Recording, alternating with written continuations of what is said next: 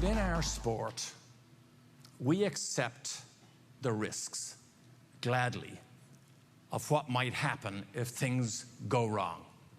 And things went wrong for me back in 1984 at the Michigan International Speedway when I lost control of my car and I had a 217-mile-an-hour explosive impact against the concrete wall. I'm in the middle of that mangled wreckage there. This was actually measured as the hardest crash impact a driver had ever survived.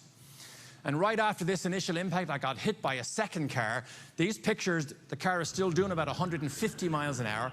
If I didn't get hit by that second car, the safety director said I was about 0.8 of a second from certain fatal injuries because the front was gone off my car as I was going back into the concrete wall without getting that second hit.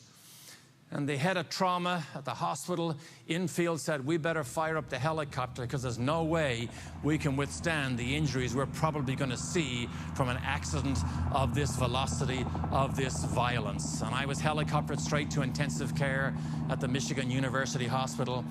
And after 14 surgeries and 3 years in therapy, I don't mind telling you, this accident pretty much changed my life. It changed how I viewed racing. It changed how I even got up in the morning. To give you an idea of the injuries, I had severe dislocations of my right foot, right ankle, lost all the soft tissue on my heel because it ran along the ground. I had a toe traumatically amputated in my left foot.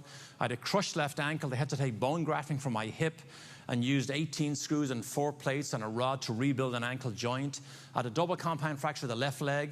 I had a broken hip joint, broken pelvis, broken ribs, broken hand, broken arm, 3rd-degree burns. I had a lacerated liver. Other than that, I was half decent. But how do you process something like that? How do you try and make sense of something like that? And friends who would come into my hospital room would ask me, are you going to go back racing?